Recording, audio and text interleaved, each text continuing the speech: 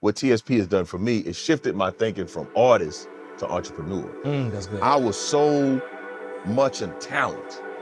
Before I engaged with the community, I was thinking about getting booked, having dates, getting on shows, as opposed to monetizing the skill set that I already had.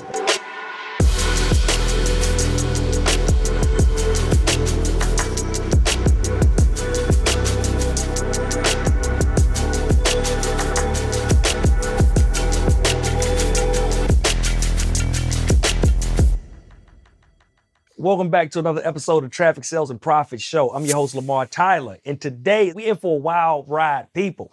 Check this out. I got my man, mastermind member, comedian, Mike Goodwin in the building. And Mike, I wanted you here to talk to the people today because you do a great series of, besides your comedy, instruction, education, speaking and workshops around infusing comedy in your presentations, your talks. And I feel like all business owners should be able to speak and present and be able to, share ideas with people if they need clients, if they need money, if they need sponsors, whatever it may be, right? So you were saying like comedy can be that thing for them. Right. Yeah, I think comedy is very similar to seasoning in your food. Most folks don't want bland food. They want food that's delicious, flavorful. And so if your presentation is bland, your sales will be slow. Your engagement is going to be slow. You really need to put a little paprika, a little sauce, something to perk up what you're doing. Because a lot of times, what I've seen from speakers, entrepreneurs that aren't speakers primarily, Right. They're more focused on the content than the delivery of the content. That's true. And I've even thought about that myself, and I hear people think about all the time. Like, hey, I don't want all that other stuff. I just want to go out and teach the people. But that's even interesting because what I found too is that just because you like to receive stuff like that doesn't mean that's how the masses. Right. And really, when you present to people, you got to present in a way that the masses can actually take it in. Right. And it's similar. I was thinking about this about presentation similar to restaurants.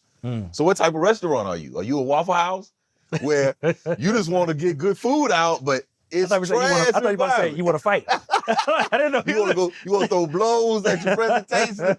Be the Waffle House. But a lot of folks present like the Waffle House. They're like, just focus on the material. Don't look around. Don't be in my bathroom. Just look right. Don't care about what I have on. Look at my content. Like, that's the Waffle House. If you go to Waffle House, don't look.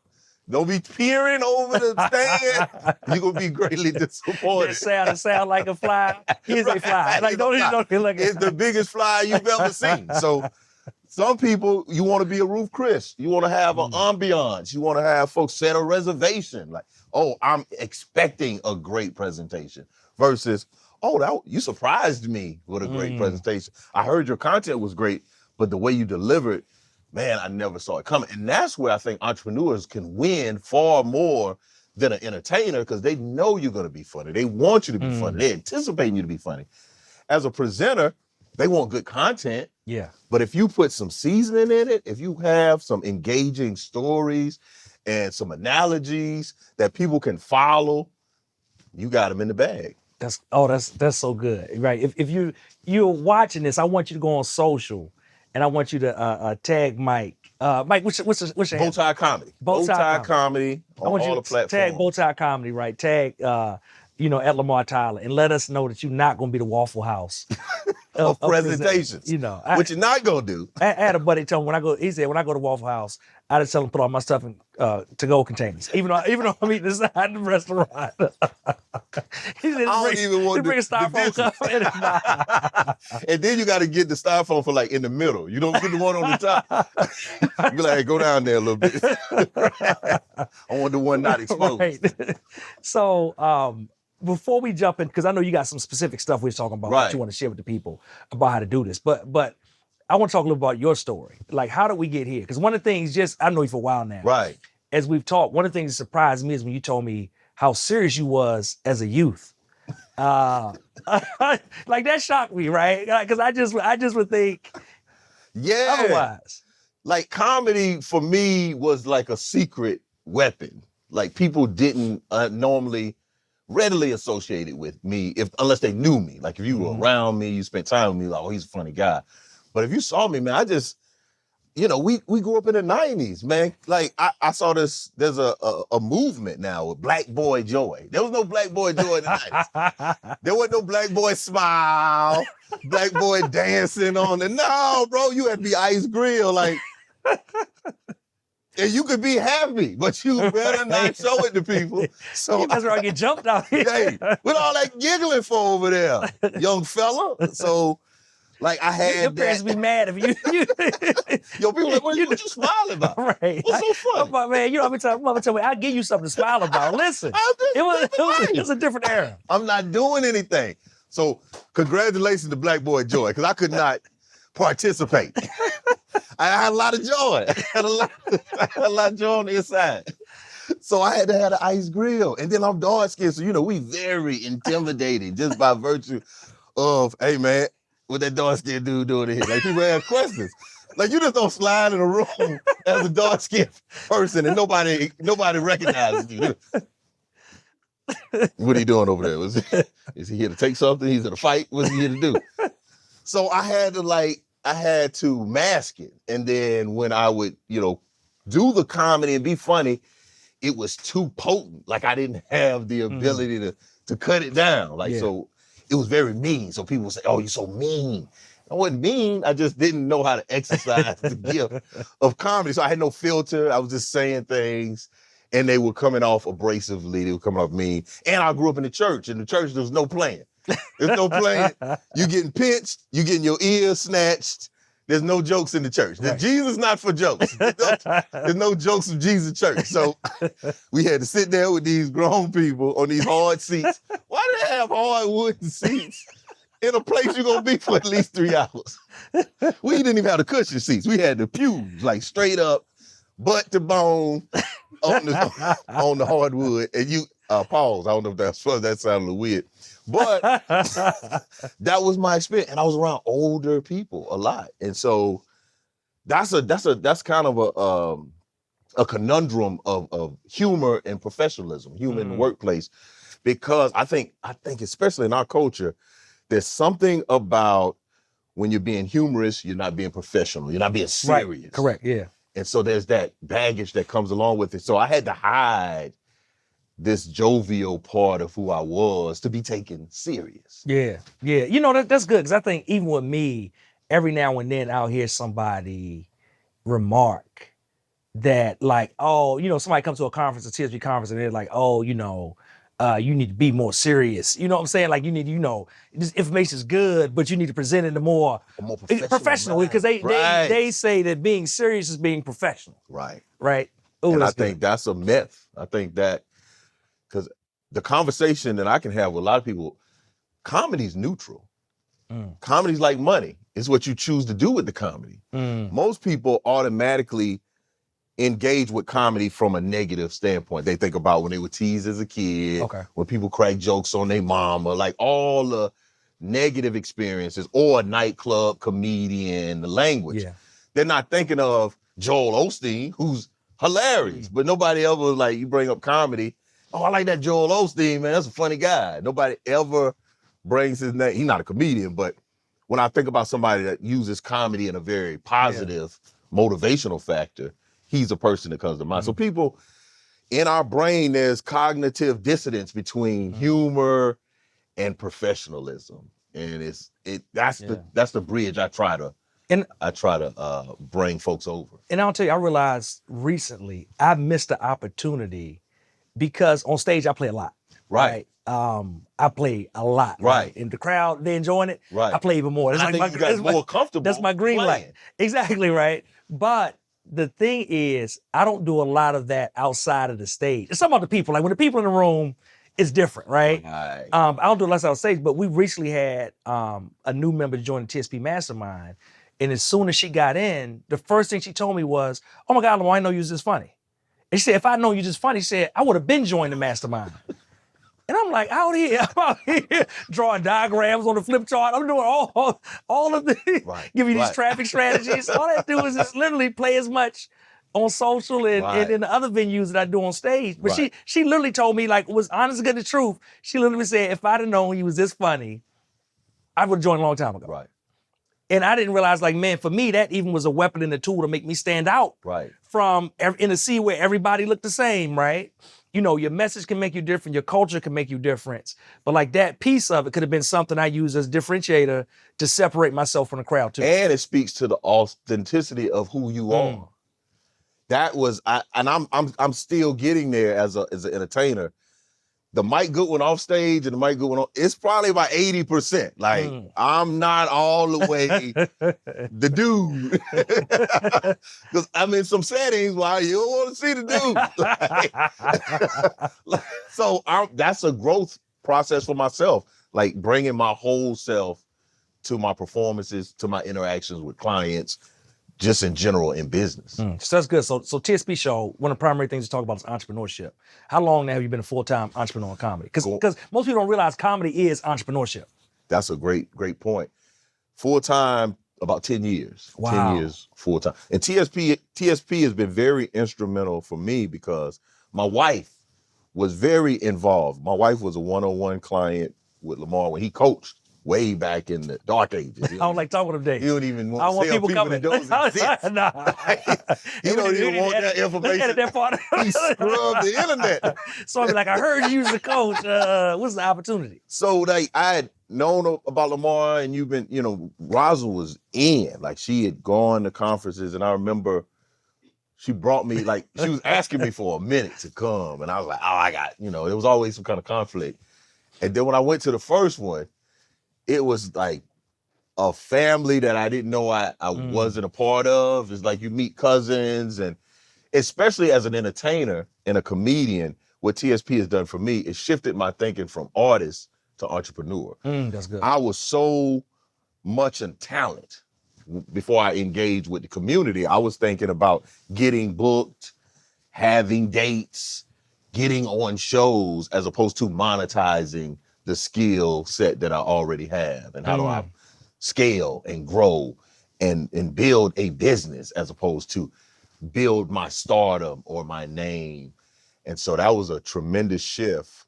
And you know, that part is even good because I'm sure it's creatives watching, and that's what I've found. I've seen the best creatives in the world around photography, around film, around, you know, graphic design, painting. Right.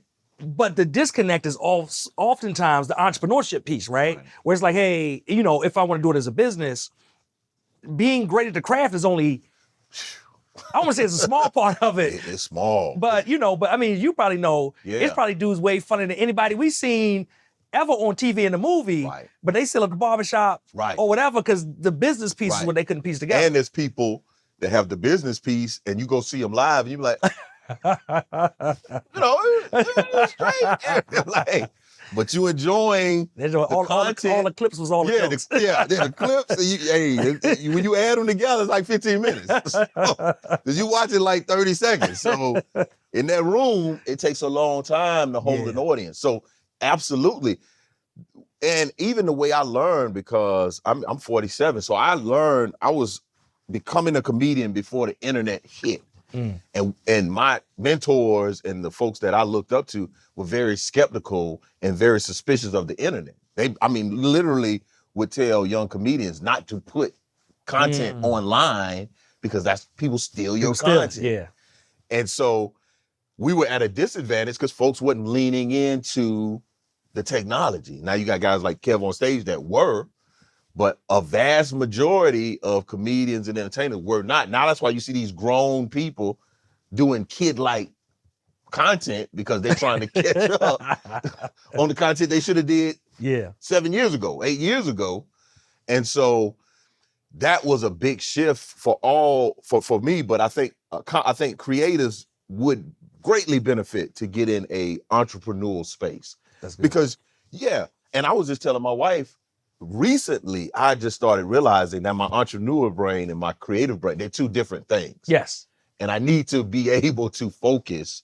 And I think what happened to me, I just got overwhelmed at looking at, hey, we got to pay insurance on the building and we got to get some more product. And hey, man, you got this show on Friday. I'm like, whoa. It like scrambled my senses of like, it's too much. I can't. So let me just focus on the comedic side. And that, I think that's the part with creatives, we're here in the creativity and the craft, but you're here in entrepreneurship, and we don't want to feel like a rookie. Like we've paid our dues, we've done these, we got these great clients, I've booked these great shows, but down here as an entrepreneur, I'm in the first grade, and it's kind of humbling to say, okay, I'm not where I want to be, but if I don't put any effort and attention to it, I'm never going to get to where I'm supposed to be. Do you find that people outside of your family, right, look at comedy as entrepreneurship? I don't. I think other entrepreneurs do, but folks that work a 9-to-5 typically don't see it as entrepreneurship. Because people, I just had it happen to me last night. Folks, man, I see you killing the game, man. I see, man, you all over the place. What else you do with comedy? Well, you just said you saw how well the game I was doing. Well, I know you're selling life insurance on the side. I know you're doing Prime America. I know you're washing cars on the weekend. So people just automatically think there's some other component that's funding comedy. Like, no, comedy's funding itself. That's good. That's good. All right. So we talked earlier about the fact that people need to use comedy more in what they do and how they do it. Let's talk first about misconceptions. What are some big misconceptions you think people make when it comes to even thinking they can do it or not or anything like that? One that I said earlier, comedy's neutral. So the misconception is comedy's negative in the workplace. It's not negative. It's neutral. It's how you choose to engage. One of the ways I see this happen in the workplace, folks bring their personal level of comfort with comedy to work. So you try to do inside jokes and we got an outside relationship. I don't know you like that. But you trying to be familiar with me because we spend 7-8 hours a day at a place. So you think, we got opportunities to have the same jokes. I have my college buddies, folks I grew up with. Man, we've been working together for 2 years. And you just can't say those things. You don't even know my children's name. Like, if I were to quiz you about who I am, you don't really know anything. So I think that's the first place. People in the workplace should focus more on relationship, developing a relationship, than trying to be funny and charismatic and those type things. The other thing I think with comedy that's a challenge is there's some folks that have been socialized to not think something is funny or to think funny is appropriate. So if you're laughing at work, you're like, y'all having too much fun in there. Like if you had a meeting and somebody, we see that at the mastermind. So if this table, they having the time of their life, this table over there, they're quiet, nobody really engaging. Everybody looking, what are y'all doing over there? We supposed to be working. Y'all having too much fun. Like they've hated on me at the mastermind. Did you like what you just heard? Well, let me tell you about this real quick. We want to expose you to something that's amazing, and that is the TSP Mastermind. If you are a business owner that's trying to reach your next 6, 7, or 8 figures in business, and you're looking for a community of like-minded, purpose-driven, and ethical entrepreneurs, and guess what? You're in the right spot. We have a 12-month program with one-on-one coaching, accountability, trainings, events, and more in order to help you reach the next level in your business. For more information, visit www.trafficsalesandprofit.com. Look, if I'm in there doing a hot seat or a breakout and we got the air wall up, it's like somebody driving on the other side of the air wall, right? Y'all ain't learned nothing. Y'all not talking giggling about strategies and implementing. Y'all over there keying. So that's a major learning. When you laugh, you learn. People remember funny stories because it was impressionable. Yeah, it's true. When you're dry, you're like, man, what happened? What did we talk about? Folks can tell stories that have a component of humor and laughter in it because the brain loves humor. And I think that's one of the misconceptions, that being able to be humorous means you need to be intellectual. Like, now some people do lowbrow, but at a high level, folks that are able to bring these very different analogies together, that takes some brain power. And I think that comedy oftentimes is looked at some trivial as opposed to, no, this is a very intellectual endeavor, and it takes a lot of practice and study to make this happen and to make it look easy. I think that's the biggest part of humor. Because it looks easy, people don't think it's hard. So what about people? Because I'm sure somebody's watching right now and they're saying, well, I'm just not funny. Right. Like, is it possible somebody who just Right. feels like they don't have a funny bone in their body to still be able to deliver some level of humor? There was a great quote I heard that you don't have to be funny, but your audience needs to laugh. So you can do that by presenting a meme. That's true, yeah. You can do a clip. You can do a video. Like there's so many, you can contract the funny out. Like if you don't feel comfortable, I can't make websites, but what I do, I hire somebody to make a website. So what entrepreneurs or somebody that would say that question, they will ignore it. They say, I just won't deal with that part. No, go contract that out. Bring somebody like Mike Goodwin in to say, let me look at what you're doing and let me show you where you can add humor. Again, get a clip, put a meme up, put a funny statement that you've heard that people respond positively to. You don't have to be funny, but your audience needs to laugh. You know, and that's actually an excellent point, because even recently we had our annual meeting for the company, and I wanted to inspire them. So actually, I didn't start out by me saying something. I started out by putting this freaking 5-minute clip of Denzel accepting this award that I think is like one of the most inspirational speeches I've seen. And basically Denzel inspired the team. Right. And then I just came up after Denzel exited YouTube, I just came up and did my thing. But you got to think about that. That was intentional. So you came with some intentionality. People don't come with an intentionality to entertain their audience. They want to educate them. They want to get you to the bag. But don't you want to do that in a very humorous manner? Don't you want to do that in a way? What about the people who say, I want to use humor, but they say, I can't be intentional with it because I'm only good off the cuff. Because I'm sure you hear that too, right? Like, I'm only good off the cuff. Like, I can't really practice ahead of my speech. That's like a 3-point shooter that's streaky. That's because you don't put in enough reps. You just feel it today, but we can't depend on that. So like, when you bomb, you bomb. Like when you hot, like, oh man, he put up 23. Boy, when you bad, the coach, hey, come here. So you don't want that up and down performance. So realize, okay, my best shot is when I'm at the top of my shot, as opposed to I shoot when I go up. That's same with comedy. Like record your presentation and all those improv moments, take those and put them in other moments. I do that in my set. There are things that happen on stage one time and people laugh. I'm like, oh, you coming with me? Like that wasn't planned, but I know that gets a laugh. I talk about this, and you can test this. This is comedy comes from a place of unexpectedness. People aren't anticipating.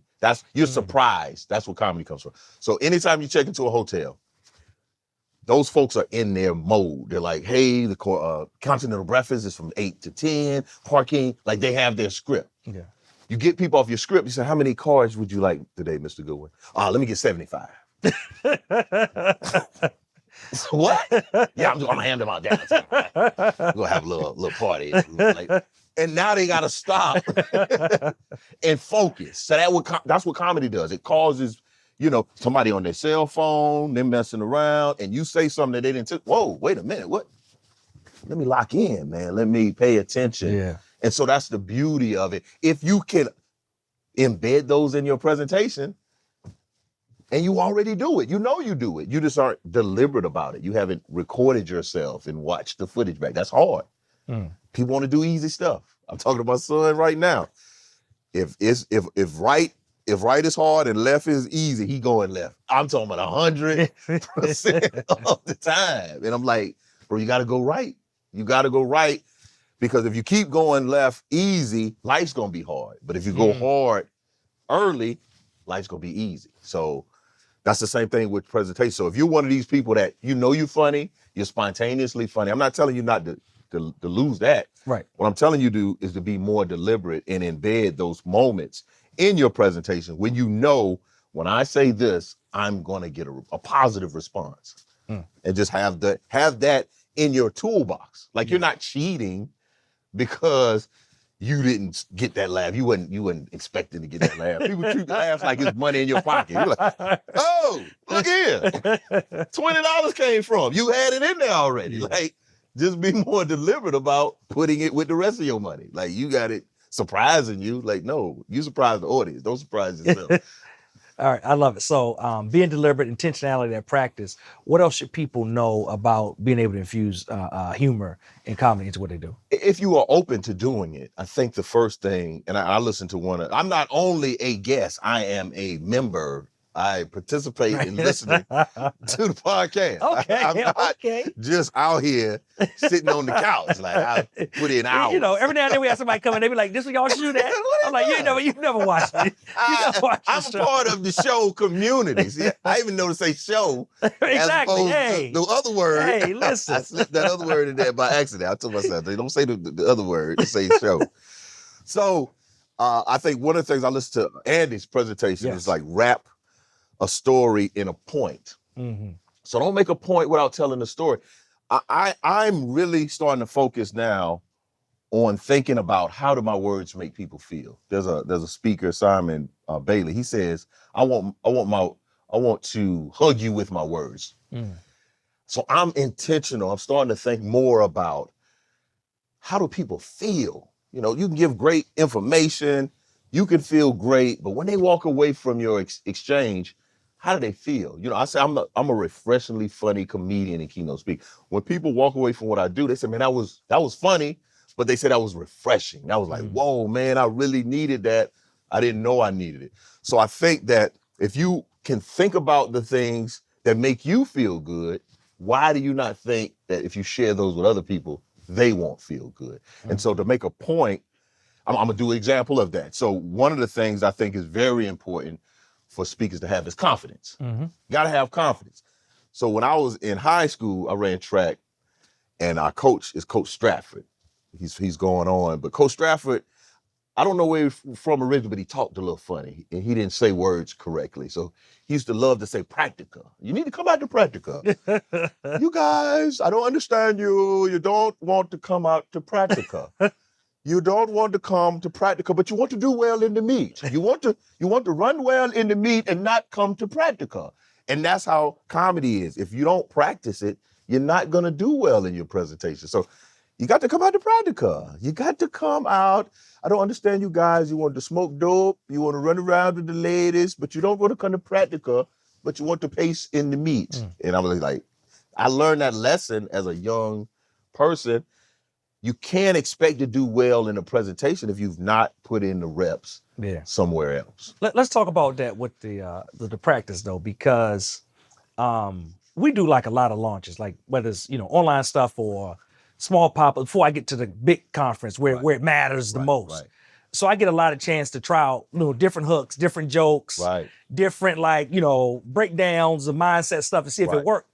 Because when I get to, like you said, when I get to the thing that matter, I can't be fooled. Like I might try and play with a little bit, but I need the stuff to work to get people where I need to get them to.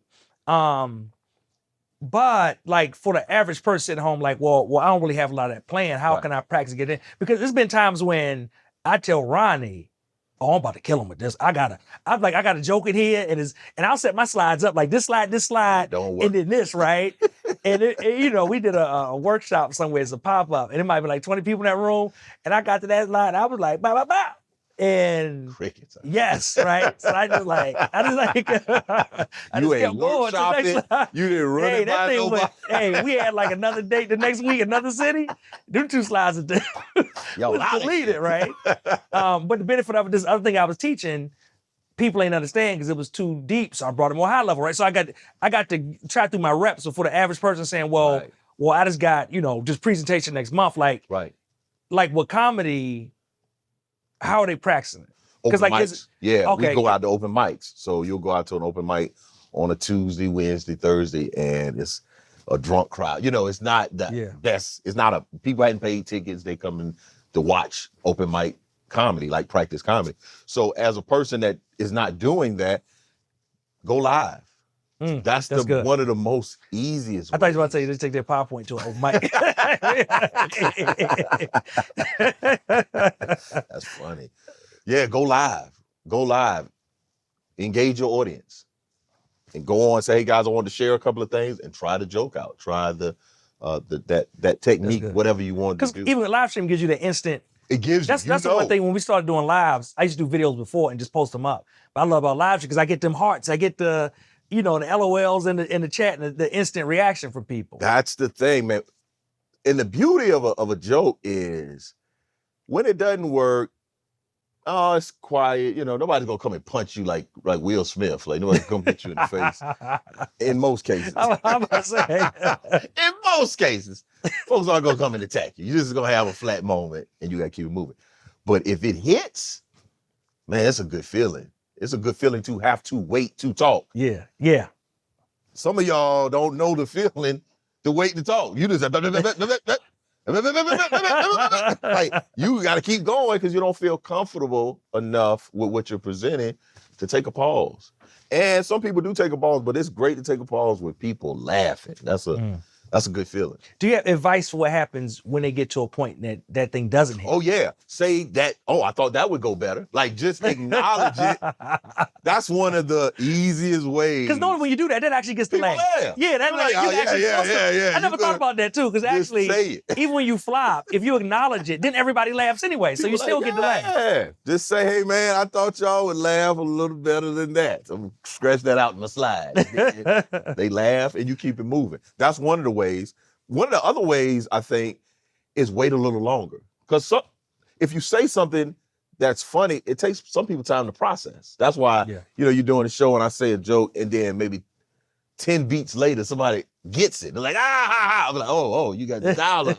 You got that dial-up memory over there. So you give people the opportunity to digest what you're communicating. And then I think the other thing is to not blame it on the audience. Say, hey, how can I make this better? Because oftentimes we'll say, oh, that was just a bad crowd. Or that audience didn't get me. Or they didn't understand it. It was for the North. Like, no. What too smart. Work? They too fancy. They stuck up. It's always something. Quit making excuse for the audience and say, hey, okay, how can I make this better? What can I do to make this better the next time? All right. I hope y'all enjoyed this. Lots of nuggets. All right. So as we're going through now, I'm a person watching. I'm infusing stuff. I'm practicing. I'm getting my reps in. I'm going live, and I'm doing different things. There's a lot of structure in comedy. I don't think people realize, because I think most people just giggle and laugh and think like, oh, it's natural. But like, can we talk about some of the structure? Or some of the... Most times people think you just walked up on stage and started talking. And that is not the case. So if you think about a joke, there's really three pieces to a joke. You have the premise. You have the component of a joke that's setting up what we're about to talk about. So you set the premise of, there's a joke, you say, hey, I just recently bought a gun. And people are like, oh, okay. Now that's not supposed to be funny, but if they laugh, that's good. Yeah. Then the next thing is the punchline that comes with, that's the surprise. That's the joke that makes people laugh. So let me do my joke, because let's do a joke where I'll say like I wear bow ties. I say, man, I wear bow ties all the time. That's setting up the premise. And I was at the hotel and the dude was like, Assalamu alaikum, brother. And I was like, yeah, I like the Lakers too. So the premise is I wear these bow ties. Then the next, because the premise can be more than one line. So the premise is I wear bow ties, and sometimes people confuse me as being with the nation. So wear this bow tie, I'm at the hotel, dude, like, Assalamu alaikum, brother. And I'm like, yeah, I like the Lakers too. So that's the punchline. So that's premise, punchline, and then tag is so think of a joke like a balloon. So the premise is throwing it up, the punchline hits it in the air. The tag is hitting it back up before it falls. So if I say, I was at the hotel wearing my bow tie, dude, like, hey, Assalamu alaikum, brother. I was like, yeah, I like the Lakers too. Let me get one of those pork sausages. So that's the tag that keeps the laughter going. So those are all the components of a joke. So what you don't want when you create a joke is a bunch of premise before you get to the punchline. Minimum premise to get to that punchline. So whatever it is that you think is funny, put minimum explanation in front of it. And that's where people fail, because they set all this up. Yeah, I was with my cousin. We was at the football game, and this girl behind me, like, hey man, get to it. I'm at the football game. This person says some crazy thing. That's the joke. But folks like to build up the anticipation. Comedy is not drama. It's not suspense. So the faster you can get to it, the better. The other thing you can do is a callback. I do those a lot. So if you made a joke earlier in your presentation, you can go 10, 15 minutes in, call that joke back. One of the things that I think is important to do when folks first start their presentation, they may say something about the room, whether the room is a beautiful room, the weather, the air conditioning, not be offensive, but say something that everybody kind of knows. The traffic's bad. I think I heard somebody say, I was at at a presentation one time, somebody said they were at the Atlanta Museum of Culinary Art, AKA the Waffle House. And so that's how they started. Like, I enjoy coming to Atlanta because I get to visit Atlanta. I'm from California, so I get to visit the Atlanta Culinary School of Art, the Waffle House. And then so 15 minutes later, they say something about, yeah, man, I got an all-star slam waiting for me as soon as So you call back that joke that got a laugh earlier. You see, I mean, comedians, especially when they interact with the crowd, and you're 15 minutes in the show, be like, isn't that right, Frank? So you even mess with Frank at the beginning of the show. Now you're into your stuff. Yeah, Frank don't like that. Then people laugh again. So that callback is embed jokes inside the beginning of your in your commentate or your presentation that you can thread back throughout the course of your. Always say that selling and storytelling, which you heard me probably say many times. And it felt like comedians are some of the best storytellers. I don't think the average person realizes it because they just so much in the moment, right? But they don't really realize how great of a storyteller, but you, like you said, right? Like everything you said as you've been talking, I've been, thinking about and reflecting at the same time. Right. I'm gifted, right? But as you've been talking, right, like about those pieces, like you said, like we remember comedy. Because whenever you see a good comedian, the first thing you do is when you talk to somebody like, how was it? You start reciting the jokes. Exactly. And hey, he said this. Hey, she said, hey, it was this one part with that. Exactly. And like you said, like in a dry presentation, even if you thought it was good, you might come out and say that was great. And somebody say like, what's your takeaway? What's your notes? Right. And you be like, man, I gotta go look them up or something, right?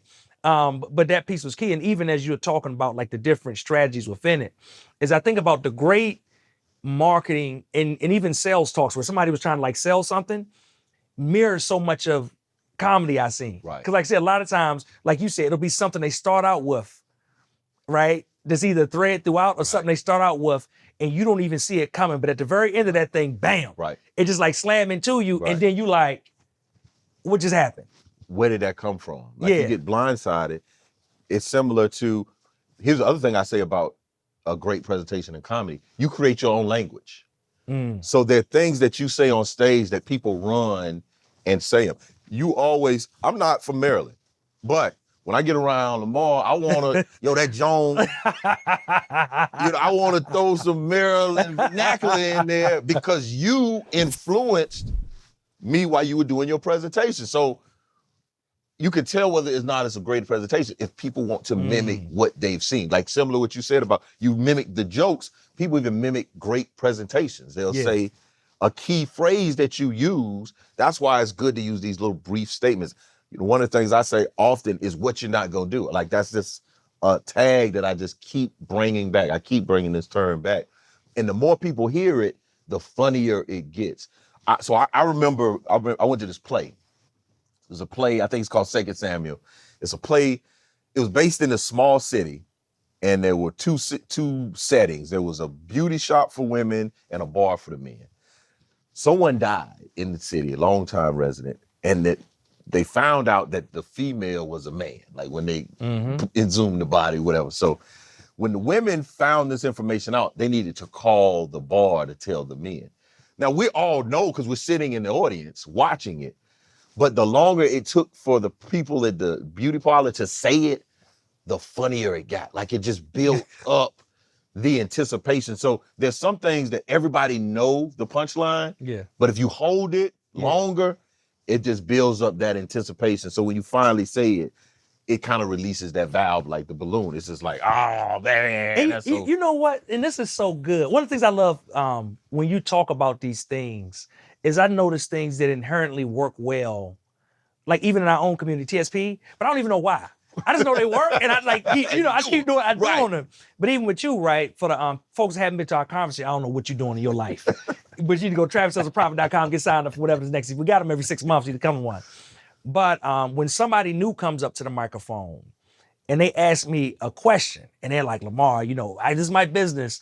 What should I do to get to $1 million Right. in the next 6 months? It's like everybody that's in the know already starts dying laughing because they wait me to say, it depends, right? But like they literally. But they waited. Yeah, they literally like, it's like a little thing. That's like a whole thing, like you said, right? Like where the audience is like dying. They know They're like the answer. falling out. They making me laugh because they laughing at me and I ain't even said nothing. Exactly. But it's like the anticipation. They And then know what you're but like gonna you said, say. then when I say it, it's like a release in the room. It's like but meanwhile, the person at the mic, they're very confused. yeah, they're very confused, right? They're like, are they laughing at me? It's a whole thing. We got to massage them after the fact. Right. But I never knew why. That's why. Oh man, that's good. People know the answer and they're waiting for if you just hold it. The folks that know it, and I remember watching that and I'm like, I got to do it. I got to do that. And it's similar to a quarterback in the pocket, waiting for a route to develop. It's like if I throw this too soon, the receiver's not going to be there. But I know there's pressure coming. Yeah. I know they're trying to, but I'm gonna stay here in the pocket and I'm gonna throw it at that perfect moment, touchdown. But if you throw it too soon, it's an interception. Throw it too late, it's incompletion. But if you throw it at the right time, it's amazing. Like it's a score. All right. If people are watching, they want to get a hold of you. They like, man, I need to, because you do work directly with people. Yeah. Like, how do you work? Is it workshops, one-on-one? You review stuff, you help them create it. Like, what's that look like? How can they get in contact? So I do coach. I help folks with their keynote. So if you have a presentation that hey man, I want more out of this presentation, I'll look at your introduction, I'll look at your closing, and even look at the body of you. You're gonna send me your content and I'll evaluate it and get that back to you. So there's no, really in-depth, intensive type working together. You just send me your content, whether it's, written or is recorded, and I'll give you some pointers and I'll give you more than enough that you can use and feel comfortable with. And I'll help you implement, then we'll come back and take a look at that. I do have a course. If you go to my website, it's Infusing Humor in Your Presentation. Just go to mikegoodwin.com and all that information is there. You can find the link for coaching. You can find the link for the course. But I definitely love working with folks especially people that have a real difficult content and they know the content's dry. Because here's the other thing about comedy. If you're real low, you gotta take people high. Yeah. And if they're high, you gotta take people low. So there's some people that are naturally funny, but you need to be a little more serious. You need to bring a little bit more tragedy and drama into your presentation and think about your presentation like a movie. When you watch a movie, you want the ebbs and flows of emotion. You want to feel good, you want to laugh, you want to cry, you want all those emotions. So I help folks to add the humor part. And even if you got the humor part, help you add some other layers that make the humor stand out a little stronger. And here's the other side. You don't have to be a stand-up comedian. You just need to think like one. That's good. I love it. How can they get in contact with you, Mike? mikegoodwin.com. I'm everything you need, I'm there. And follow me on social media. I'm at comedian Mike Goodwin on Facebook, Bowtie Comedy on Instagram and Twitter. And I started a podcast called The Best Advice Ever podcast that people can check out. Ooh, that's high expectations. Hey, man. When you turn Best advice ever. Like, let me go see what this cat's talking about. Right? That's intriguing. The Best Advice Ever podcast with Mike Goodwin. Real quick before we go, I got a question back. Like, what kind of advice is it about? All the stuff that I've heard over the years. So one of the ones I recently was talking about is go to therapy. Like, especially if you're a black man. If you're a black man and you're watching this show, this is a new era. Get your butt. We was growing up. No therapy. What nobody You go to work and you take care of your family and your kids. You don't smile. You don't jiggle, no key. You get your butt in the bed and you get up and do it all over again. You don't take no break, no mancation. You don't go nowhere with your boys. None of that. You get your butt in there and you work and you die. That's what you do. You die before your wife and she got 20 good years after you go home. Because you won't go sit on somebody's couch and tell them about how when you were 12, they told you you had a peanut head and now you wear hats all the time. Because you're not confident in the shape of your head. I love it. All right, y'all. You got it right. Make sure you follow him. And also, we had a link to the podcast down in the show notes. So make sure you check it out. And don't remember, and make sure you check it out. And remember this, whatever you do, take action. So Mike gave you a blueprint. Make sure you get connected with him. Make sure you get the information. And make sure you start infusing humor in your talks, presentations, and everything you do around your business. I hope you enjoyed today's show. We drop new episodes every single week. So make sure you subscribe and turn on notifications. Enjoy the next episode.